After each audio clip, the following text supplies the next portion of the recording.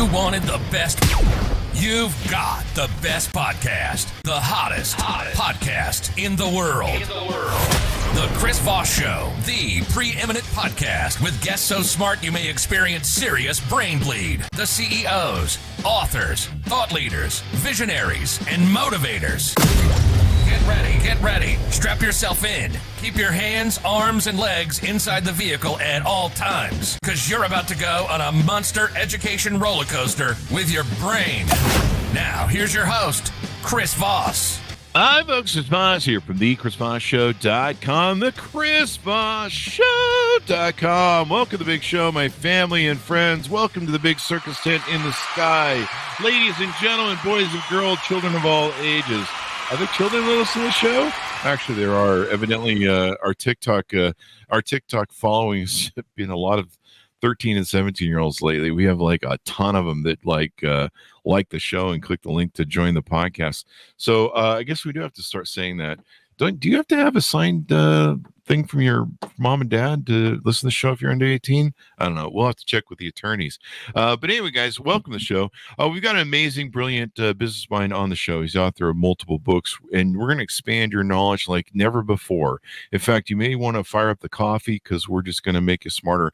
And we're going to try something new today. At the end of the show, we're going to have a speed round of questions that's going to get you to know our guests better.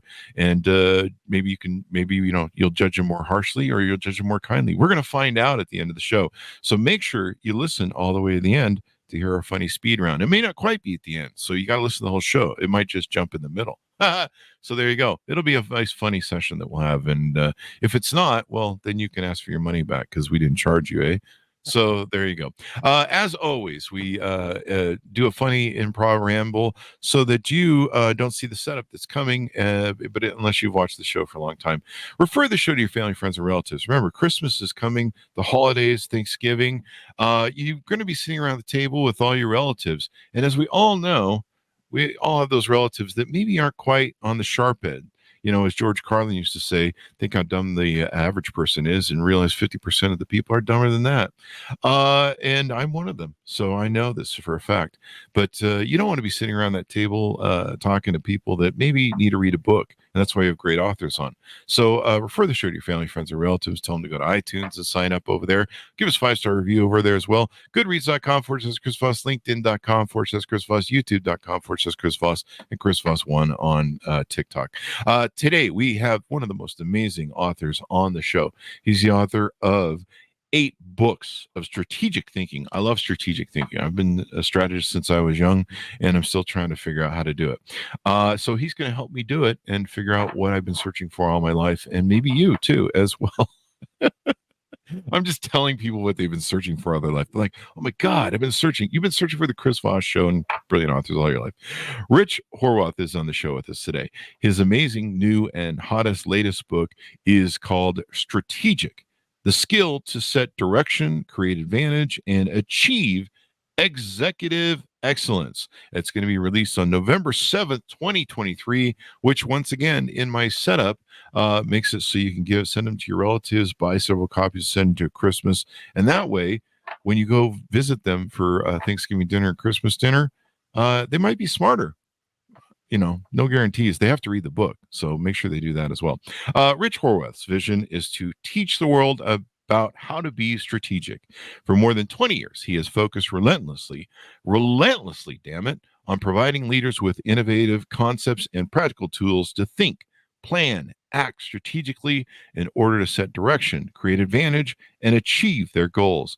As a founder and CEO of Strategic Thinking Institute, Rich serves executive leadership teams as a strategy facilitator, strategic advisor, and executive coach. He's helped more than 250,000 people around the world develop their strategic thinking and planning abilities. And damn it, now he's here to help all of us. On the Chris Voss Show, that is. Rich is a New York Times and Wall Street Journal best-selling author of 8 books on strategic thinking.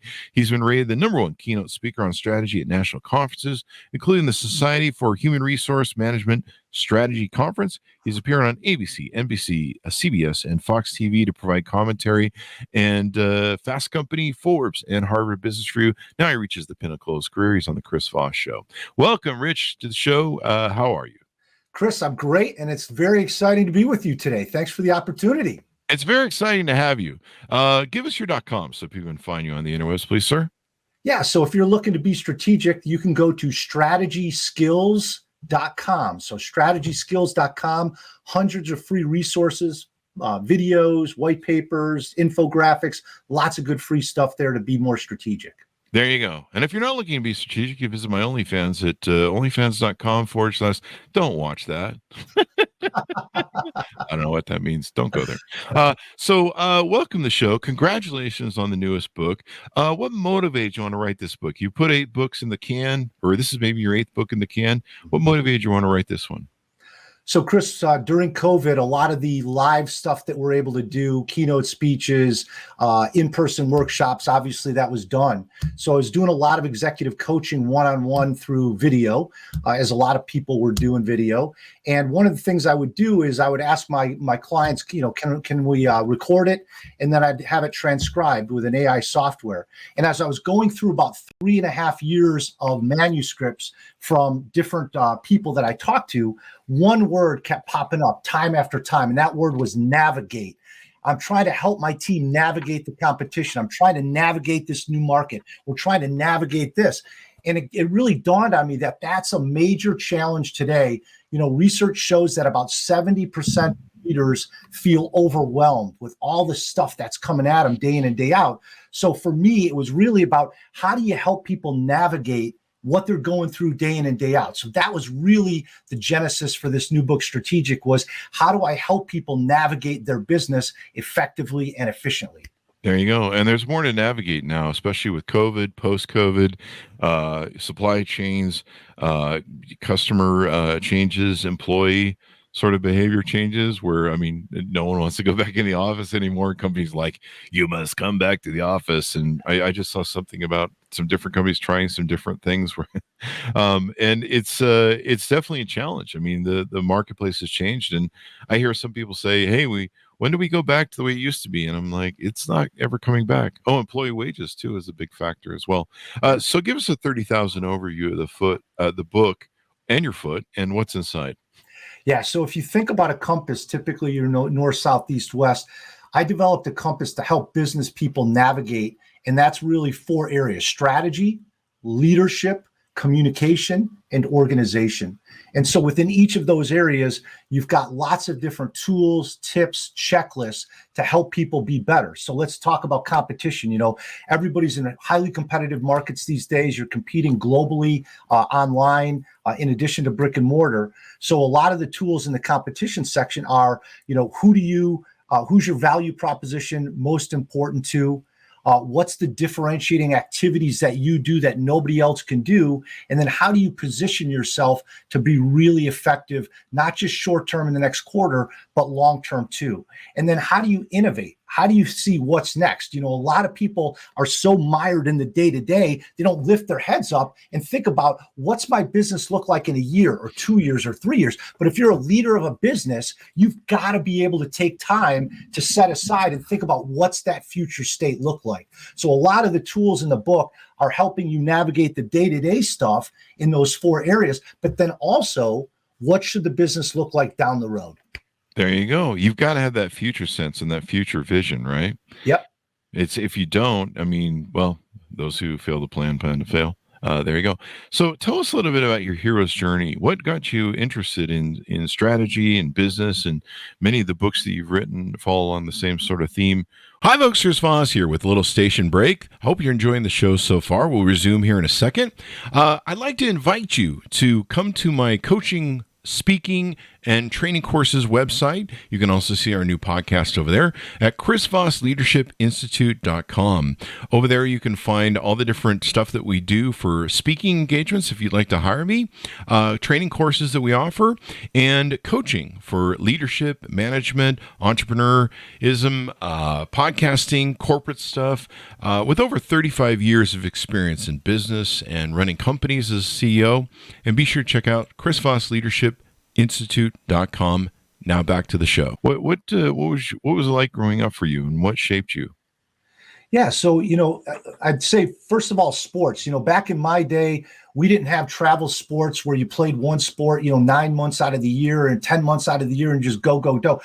Our sports were in the backyard, in the alley, on the playground. And we played every sport: basketball, baseball, football, ran track, did everything back then. And so it was really about how do you outcompete the other guy? And at a certain point, I realized, hey, I'm not the biggest guy out there, I'm not the fastest guy out there. I got to use my head, man. I got to think about how do I beat this person that's bigger and faster than me. So that was really the genesis. I then became a goalie in soccer. And, you're hanging back in the net. There's not a lot going on sometimes. So you're really thinking about what's going on. But then all of a sudden, boom, everybody's down on top of you. You watched the Women's World Cup recently. All of a sudden, boom, you got to make a decision like that.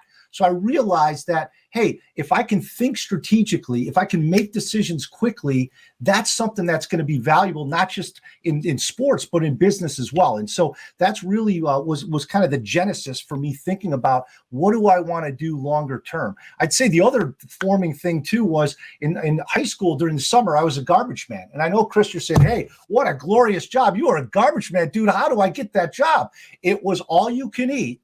Definitely. Every day, all you can eat. Wasn't always the best food, but, people would leave out some good stuff. Once in a while, there'd be a case of beer on the side if it was 90 degrees in the summer.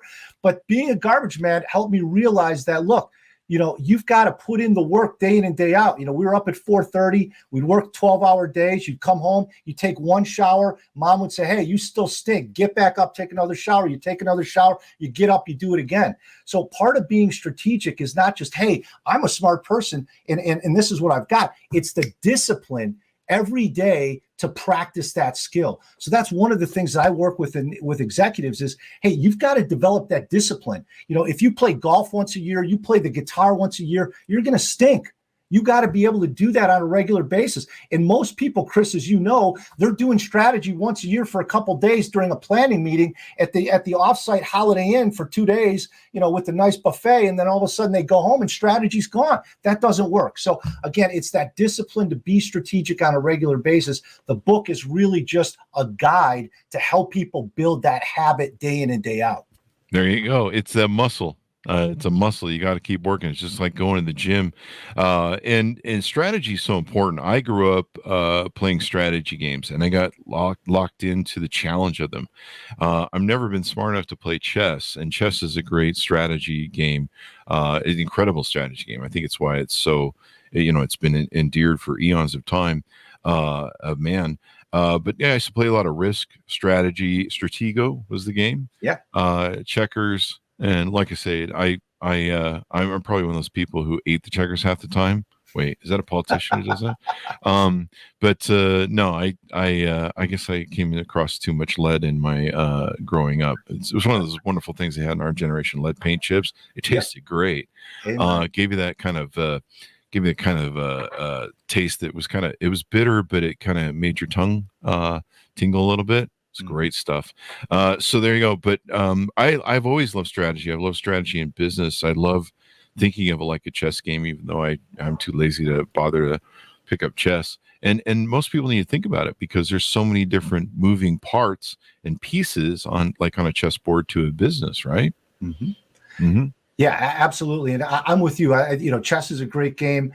But again, it's really about not thinking just what's happening today or this next move, but it's what's happening 2 moves, 3 moves down the road. I mean, I've admired you and your business for many years. I mean, you've been able to look forward, and I don't know if you had some insight that the rest of us didn't have, but the fact that you got in so early and doing great podcasts, doing lots of content. I mean, you were binge contenting before Netflix or HBO or anybody else was doing that. So, kudos to you for starting that out and being a pioneer, in this space. But I think to your point, when we build strategy, you said it before, it was perfect what you said. It's like building a muscle.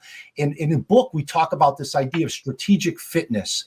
And it's exactly what you mentioned, Chris. It's how do we build that muscle day in and day out? Because, we don't want to be what I call the talking dead. We see the the Talking Dead, right? These are the zombies in our companies, and everybody out there, who they are, right? They're in the meeting, they start talking for 3, 4, 5 minutes uninterrupted. They stop, and everybody looks around. It's like, what did they just say? Right. There's nothing there. So we don't want, so, for me, the biggest battle in business today, it's not AI versus humans. It's the strategic versus the unstrategic. So we got to get rid of those zombies. We wouldn't put up with a zombie eating Mark from finance during our staff meeting, but we let the unstrategic people dominate our world, and it slows us down. It takes us into these rabbit holes that are impossible to get out of in meetings. And again, if we can build that muscle, not just ourselves, but across the team, now we're going to be a lot more cohesive, and we're going to be on that proverbial same page a lot more often. There you go. You're right about the business zombies. I just have this image of people I've seen come into meeting. We must have meeting, brains, eat brains. And you're like, yeah, you're going to eat my brains during that meeting because you're going to kill me with your stuff. But there's those people that, they're buzzword addicted to business because I don't think they know how to do anything else. There's just this huge sucking sound they have in their brain. You talk in the book about a common language for strategy and business planning. What does that look like or sound like, and why is that important over buzzwords? Yeah. Great point, Chris. So over the last 20 years, if you do the research has been done, there's about 91 different definitions of the word strategy. So when we got that many definitions, it's hard to get people in the same place. So I came up with a simple thing based on the two foundational questions of any plan. So if you have a plan for your show, if I have a plan for my company, or FedEx has a plan for their company, there's two questions you got to answer. What are we trying to achieve? And how are we going to achieve it, right? Those two questions. So when you think about, I came up with the GHOST framework, stands for goals, objectives, strategies, tactics. Those words have been around for thousands of years. But when we use them precisely, then we can gain some traction. So goals and objectives, they answer that what question. What are we trying to achieve? The goal is generally what we're trying to achieve. The objective is more specific with the time frame. Strategy and tactics then answer that how question. How are we going to achieve it? So strategy is how generally are we going to achieve it, and then the tactics are how specifically. So that GHOST framework, goals, objectives, strategies, tactics, is really a way for people to have that common language and to get away from those 91 different definitions. Definitely. And if you got to keep it simple, stupid. If people that KISS technique, if people, you overcomplicate things. I was watching a TikTok recently. I posted on my Facebook of this gal who did a podcast, a podcast, Tech Bro sort of podcast, and she just spilled like just all these really high end buzzwords that were just like, at the end you're just like, what the hell did they say? Right. And well, it may sound good. I don't know, an investor, if you're the CEO and you got to get up at your investor, your investor call or your meeting, your annual meeting for the shareholders, it doesn't translate well, I think, to the employees who are, they're just like, what? Can you talk like a normal human being and not like an alien? So goals, objective, strategy, and tactics. Do I have all that right? Yeah, that's perfect. There you go. I love that sort of thing. You have another cool axiom, and it's called the strategic quotient. Can you tease a little bit about that out to us? Yeah, absolutely. So I know in listening to one of your recent podcasts, you talked about the emotional intelligence, the EQ, and that's a big one for sure. So we know there's IQ out there, intelligence quotient, you've got the EQ. So what I realized was there wasn't a measure of people's strategic abilities. Typically in a company, we'd say, oh, they're a VP, she's a VP, so she must be strategic. But as you know, somebody at the bottom of the pyramid can be the most strategic person. So I wanted to say, hey, let's objectively measure who's strategic and who's not, and then let's come up with a plan to help them get better. So the strategic quotient was developed as a validated assessment. It's got 50 statements, and it really measures how people think, act, and plan strategically. So it really measures mindset and behaviors. It's not what do you think about X or what do you think about Y. It's actually measuring people's behaviors. And the results early are pretty interesting. I'd say the average score is around 70%, 69, 70%. Wow. People tend to be higher in the execution part. So that's around 73, 74. They tend to be lower in the ideation, that innovative thinking, that acumen part. That tends to be like a 65, 66. That's what we're finding, at least with the first couple thousand people that have taken it. So again, what I'm thinking is IQ gets you hired, EQ gets you promoted, SQ gets you to the C-suite. So again, we're hoping that people will use that as a way to not just, sugarcoat who's strategic and who's not, but let's figure it out. There you go. And what was the one term, the idea? Ideation. Yeah. So ideation. Yeah, exactly. So just being able to come up with new ideas, different ideas, that innovative thinking part. And the way I break it down in the assessment is there's 3 areas. There's acumen, which is the innovative thinking, the new ideas. There's allocation. So that's the trade-offs that you use with your resources, your time, your talent, your budget. And then there's the action, which is really the execution. So acumen, allocation, action. And we dive into each of those 3 areas to measure people's strategic ability. There you go. So how do you measure people's ability to come up with ideas and innovate? One of the challenges I've had is I had a great business partner for years, and I was the visionary, and he was kind of the guy who could just do the mundane stuff. And so we made a great team. But in times of crisis or times where you're just like, hey, we're slowly bleeding out here, we need to patch this hole in the ship. I would say, look, take a yellow pad home this weekend. I need ideas. I need some ideas. I'm not the corner of all the great ideas. And let's both come together back with our ideas, have a meeting on Monday and go over what we wrote down and see if we can figure out some better ways to fix this or innovate. And I would give him the yellow pad and say, take it home. And I would come back with, pages and pages of stupid good, I don't know, just anything, man. I just, I'll throw anything on paper and then see if I can, it's like clay. You kind of throw it down and see if you can form it into something. Sounds like my life. It sounds like my dating life. Anyway, welcome to Tinder. But I would always come back with all these things and he would come back with nothing, like 0. And I'd be like looking at him going, dude, you can just fucking write something down just to fake it till you make it. I don't know, an idea. He just couldn't. And I could trust him beyond a shadow of a doubt for 13 years until I couldn't. But when you got Yoko Ono'd.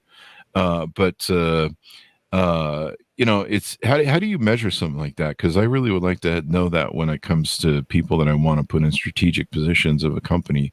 Because if they can't innovate, I don't have much use for them. Yeah, absolutely. And the technique that you used, research shows that is the best thing. It's not the quality of ideas, it's the quantity of ideas which will generate the quality. So what you did, the legal pad, take a few days, come up with as many ideas as possible. Like you said, some are good, some are not good, some are really ugly. But the reality is the most prolific people in history are the ones that had the most ideas. They just had the most quantity ideas, and then they acted on the few that really were things that resonated with people. The one thing I'd add to that is what I've found helpful is giving people a question or two to help frame that innovation, to frame that sandbox for them to think in. Because to your point, Chris, if somebody's not innovative and we say, hey, go come up with ideas, to your point, if they're not innovative, they're going to struggle because there's so much room. But if you say, hey, I want you to think about how do we deliver this podcast to a wider audience, that's a more defined sandbox. Maybe they think about that. And then you use that technique of domain jumping where you say, okay, if how would Uber or how would Apple or how would McDonald's deliver this podcast? What would they do if they were in our shoes? So now you're jumping into a different domain, and research shows that always drives a lot of new ideas is when you cherry pick ideas from one area and you make them into something that makes sense for your area. So, back to your question, how do you measure that? It's really about people's ability to first assess their situation, secondly, come up with a quantity of ideas, and then third, be able to filter those ideas. So if they can do those three things, that's a good indication that, hey, you've got somebody that is going to be strategic. There you go. In fact, you just gave me an epiphany on how to get more people to watch the show. We put the show on OnlyFans and make the guest show up topless. So there you go. I don't think they'd want to see me topless. Maybe start with your next one. We're doing your Second City callback joke strategy right now on the show. We're calling back the OnlyFans jokes. So there you go. I love that. I need more. I learned a long time ago, even though I hit a few home runs in a row when we first started our companies, that I am not the arbiter of all the great ideas as a CEO. And I think if you think as a CEO you are, you're probably not. And so me having resources, having a learning organization, having an organization where people aren't afraid to put forth ideas or suggest stuff, making sure they understand the how and why. Like I used to take the extra time to explain to people why we built something when we teach them systems, so that if they looked at it and went, there's a better way to do this, idiot, they would offer it. But having people around you that can really, or advisors or strategic advisors, this is why people have consultants and other things that can help you strategically look at outside of the box, because sometimes you get trapped in it. I think we had a conversation with somebody on that earlier this week. I'm not sure if that show's published or not. There's a bunch in the can. But having that strategic thing is really important. And so, yeah, any way that I can identify people that can come up with ideas. And I think it's a muscle too, because I didn't used to be an idea guy. I didn't used to be a CEO extrovert type. I used to be very internalized and probably an introvert when I was a kid. But so I think it's a muscle you can develop. You just have to develop it, right? Absolutely, Chris. You're right. You're spot on. If you look at the billionaires out there, the people like Richard Branson, Sarah Blakely, people like that, one of the common themes that you see across them is they all carry a notebook with them. A lot of them still carry a physical notebook, and they write those things down. Some of them actually will even pose a question before they go to bed. They'll write it down in the notebook, and they want their subconscious to be thinking about it as they're sleeping. So to your point, to build that muscle, you got to trigger it daily. So to have a notebook, have an app on your phone where you're writing down questions, and then your brain is going to be thinking about those things, and ideas will pop up. You'll be taking a bike ride, taking a shower, whatever. Those ideas will pop up. You jot them down. If you don't write that stuff down, they're gone. So you've got to find a place to record them. That'd be one thing I definitely would say. The best leaders I've worked with, find a convenient place to write those ideas down. That's the way that you build that muscle that you're talking about. There you go. I send a lot of emails to myself. Like at the gym or something, something will come to me and I'll send an email to myself, and then I ignore all those emails. Because I'm busy answering all the ones with money on them. Master the 4 disciplines of strategic fitness. So what we've been talking about is that principle I think you mentioned early in the show. And these aspects help build your strategy fitness, your leadership fitness, your organizational fitness, and communication fitness. And you like how I worked the gym thing in there? See what I did? Did. See what I did? I just want to make sure no one missed that setup, because I worked at that one. But these are really important to give your to play on it more, to give your people and your business that dexterity. Because to me, one of the early things, there was a book I read early on. I think it was something about the 5th element. It was about how to build a learning organization. Mm-hmm. And this was before I created my first multi-million-dollar company, but I created a few other ones. But I was really endeared towards creating a learning organization, and one that was very agile, or what you talk about in fitness in your book. Mm-hmm. And so what are some more ways that we can kind of encourage our different companies to do that and develop it? Well, I think the first thing is create accountability. It's amazing. It's amazing how often we nitpick people on stuff that doesn't really matter, reports that don't get read, to your point, emails that don't get read, but we don't really measure ideas. And so some of the better companies I'm working with today, are having people accountable for ideas. So every week, every month, you've got to submit 3 to 5 insights. And I define an insight as a learning that leads to new value, either for your internal customers or your external customers. So these companies are saying, look, every month you got to submit 3 to 5. We put them on an intranet or some other portal internally. And now we've got all these ideas continuing to churn in. And now we're all collectively, to your point, Chris, we're creating that learning organization because we're all using those ideas and we're not in these silos. It's amazing how many organizations still have these silos where this is our idea and this is our idea and this is our idea, when you're not really embracing the collective, that connective tissue of thinking that's across the organization. So I'd say that definitely is the biggest one, is create accountability for ideas and insights. And then the other one, and we talked a little about this before the show, is just the idea of excellence. Excellence is defined as deviation from the norm. If you're doing the same normal stuff, the same normal way as everybody else, guess what? You're going to be middle of the pack forever. So you've got to find ways to blow things up, to try stuff that's not going to work. And you've got to create a culture that allows people to fail and move on quickly. So again, I think it's that idea of create accountability and really focus on excellence, deviate from the norm. How can we do stuff nobody else is doing? There you go. So you guys have a central board. You have people put up ideas and kind of create some competition and some drive there, and some recognition to people when they advance good ideas and kind of help build that muscle organization-wise. Yeah, exactly. That's it. That. You create the competition. A lot of companies I work with, they'll create a gamification system too. So you're getting badges, you're getting points, you're getting dollars, you're getting really? perks. Oh yeah, absolutely. Gamification, love it. Yeah, you got to gamify stuff these days, especially with the younger generations coming up. I mean, they grew up on those games. I mean, I grew up with Pong, which was pretty static, but now the games are pretty great. So yeah, you got to increase, put that gamification. I think that helps too. There you go. I love the gamification concept because people really love it. And like I say, they're addicted to it. Even when I play video games, I'm like, oh, I see you're training me here with your little gamification. Okay, I get it. I'll play along. But, it does keep people engaged and motivated. And I love the concept of doing that because I've often thought of, hey, God, how can we get people to contribute more ideas? Maybe I'll just sit there with their paycheck on Friday and be like, got any good ideas? You don't get your paycheck until you get one. Don't do that, people. It's not the right thing to do because they're ready to go and go spend that thing. But that's a great concept, and anything you can do to create an organization that can feed more ideas, because that's really where it's at. If you don't come up with the good ideas and the good innovations, as you spoke about early in the show about planning for your future, your competitors will. And they'll beat you to market. And there's endless examples of that. Just to clarify, too, The Fifth Element is a great movie. The book I'm referring to is called The Fifth Discipline by Peter Senge. Senge? Exactly. Is it Senge? And I loved his book and the workbook that came with it. But, understanding how to build these organizations to make it so that they can rock and roll and kick ass can make all the difference. What are some other things in your book you want to tease out that maybe we haven't touched on? Yeah, I'd say one of them is meetings. You touched on it before, the zombie meetings.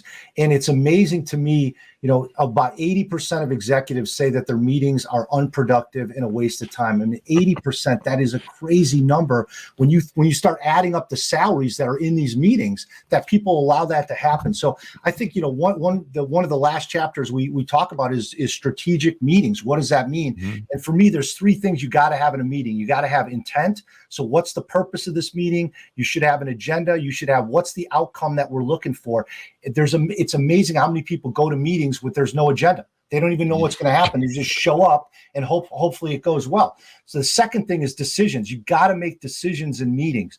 The reason we're talking about the same stuff month after month after month is because people aren't making decisions. The word decision comes from the Latin word decadere, which means to cut off. So if you got trees on your property, every few years you got to cut off, you got to prune some of those dead branches. We got to prune off the dead topics in meetings too. So take the time to say, what are we deciding in this meeting? And then the third one is really those insights. What did we learn? What are our takeaways? What are the action items? What are the next steps? So that we're actually moving stuff forward as we go. So I think that's one of the big concepts is let's make meetings a lot more strategic versus tactical stuff that just, is not going anywhere. Yeah. I think you said what, 75% of meetings are a waste of time? Yeah, Yeah. absolutely.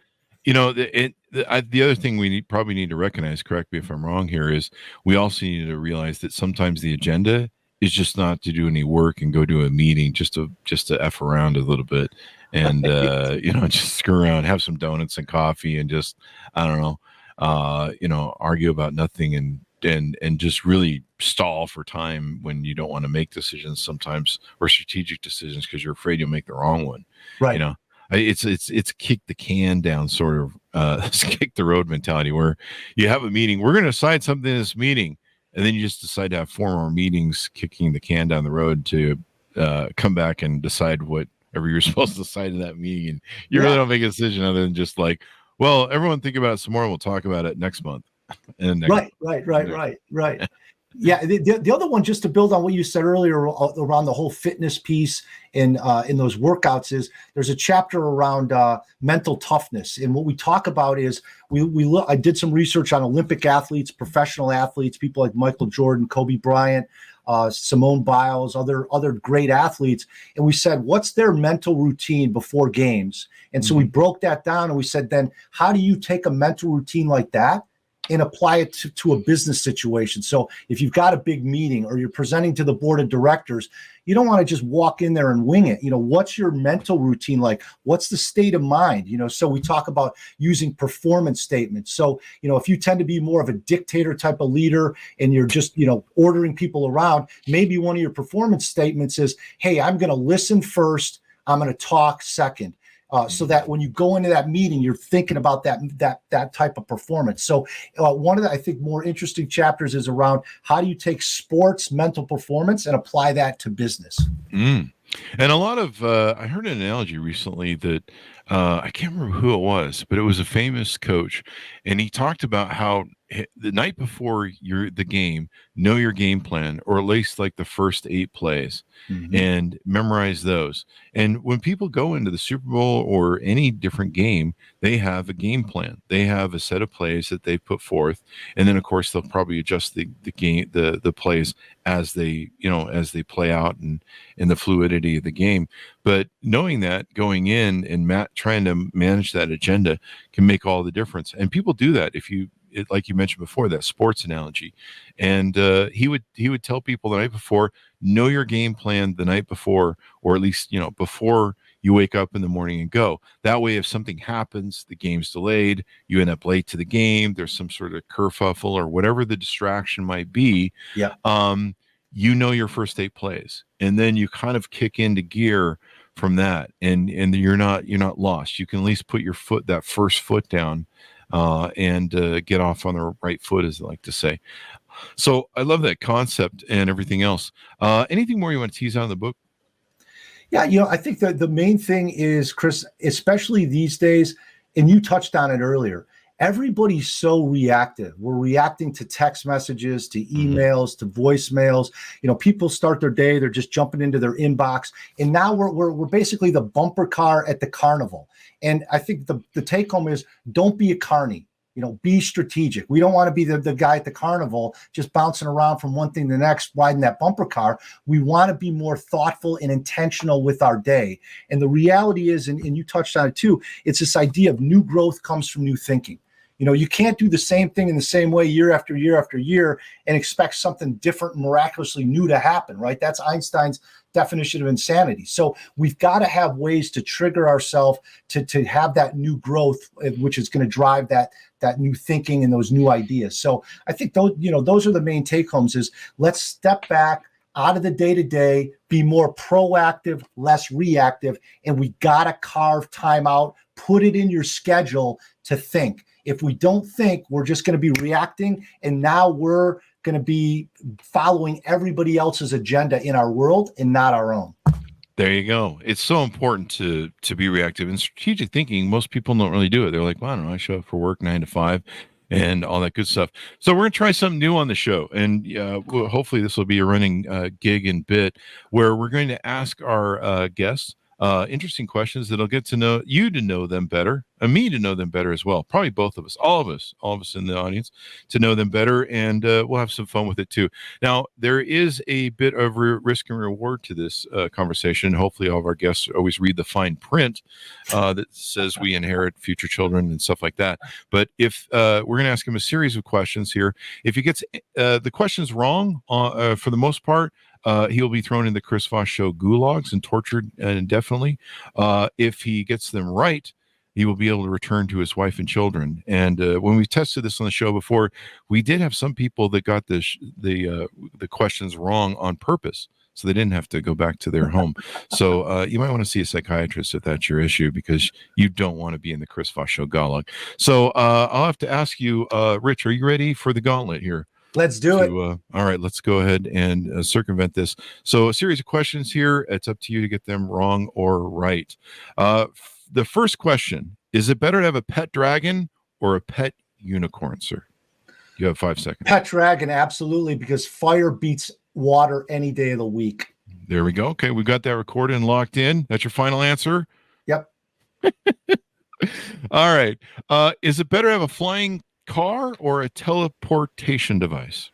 Oh, teleportation device, because you can pop into anywhere and anything. And actually, people don't know you can travel back and forward in time with a teleportation device. That's how I use mine.